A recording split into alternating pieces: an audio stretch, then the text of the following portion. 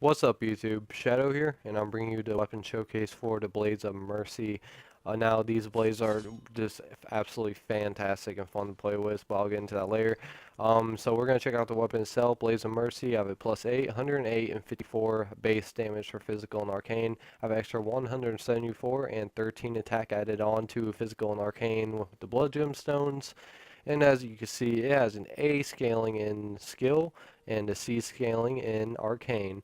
So yeah, that's it for the weapon. Now for the stats, I am a level 122, 35 in vitality and endurance, 30 in strength and skill, 21 in blood tinge and arcane, and I have a 349 attack rating with the Blades of Mercy as it is. So now we're about to get into the PvP fight, so I will see you there.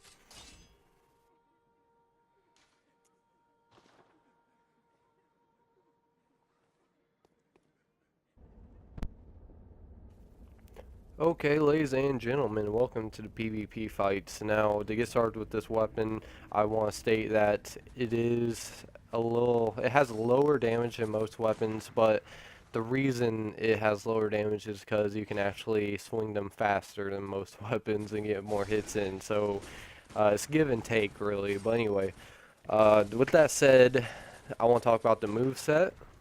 The move set is very good. Like almost every attack has a purpose, and you can land every attack if you use it right and use it at the right time. And it's varied by a lot. There's a lot of different move sets with this weapon. That's always nice.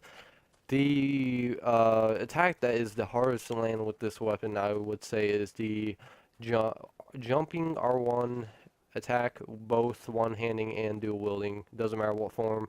It's pretty hard to land, but other than that, all the move sets and attacks with this weapon are pretty easy to land if you know how to use it. And the really good thing is, it doesn't take long to learn it. I mean, I caught up with the attacks and basically learned them. My second fight, I basically knew all the attacks there was and how to use them. It's a pretty simple weapon to learn. And you can see there, the damage stacks up fast, and if you're aggressive with it, you're going to come out on top a lot of the times. So with that said, I have died a couple times to people because I was being too defensive. You gotta be defensive when you fight someone, of course, but you can't be too defensive because then you're just gonna get hammered on, and that's never good. With these weapons, it's all about skill and speed. With that said, the blood gems I would recommend putting onto this weapon would be blood gems that increase physical attack or arcane, because it already comes with arcane. If you want to work with blood gems that work on scaling, definitely work on the skill scaling first, because it's already at an A, and it's actually pretty damn easy to get up to an S scaling, and that's always nice. You can't go wrong with that. So yeah. You could probably also use poison gemstones on these weapons. I haven't tried it because I've tried it with other weapons. It just doesn't work that well on this game, but maybe these weapons would be different. Maybe you could put like a slow or fast, rapid poison effect on it, blood gem, and maybe that'll work, and you could poison your opponents to really put the pressure on them. So I recommend trying that out too. We're about to get into our next fight.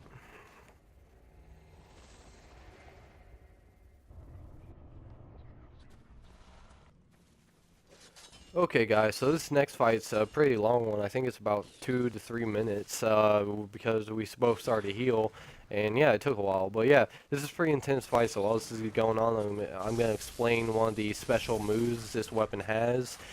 When you have it dual wielded and you keep spamming R1, that's actually a move that you need to use and utilize, because when you do that, the speed gradually increases for your attack. Your attack speed will increase until you're just hammering someone. And you'll see this near the end of the video in one of the fights. I actually landed on someone, and what it does is your opponent will get stun locked, or you'll start a stagger train on them.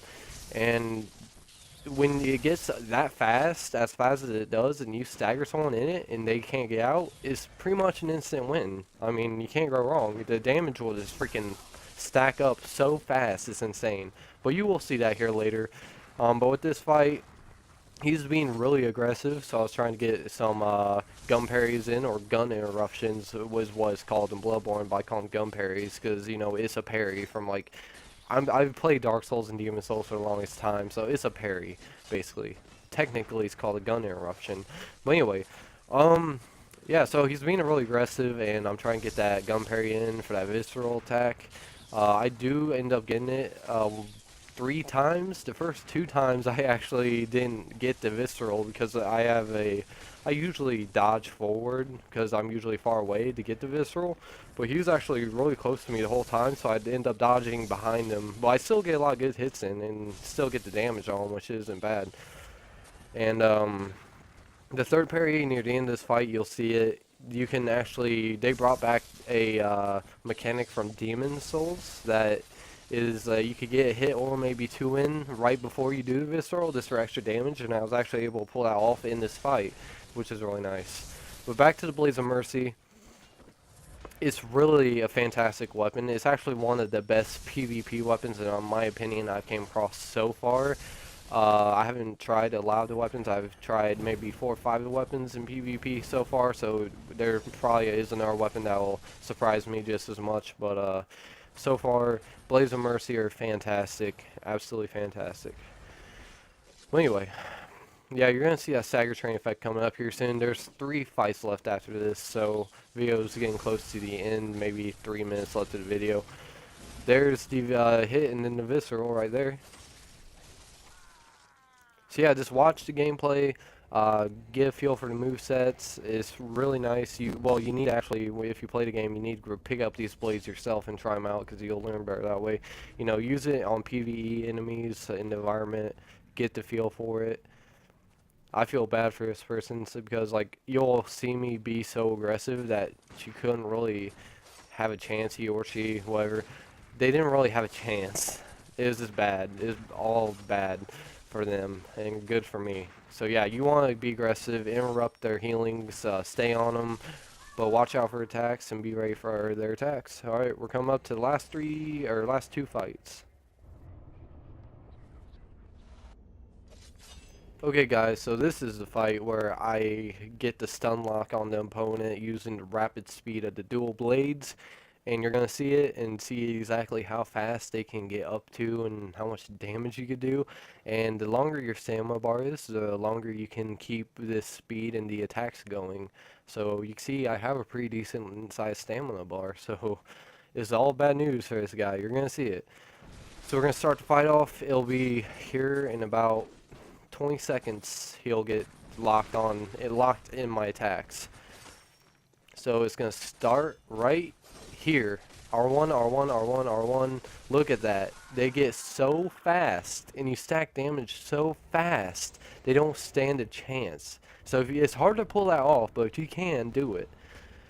Okay, so overall, to sum this weapon up, it does have a little bit of damage reduction due to its speed, but that's not really that much of a problem. You still get plenty of damage on this weapon and just wreck people.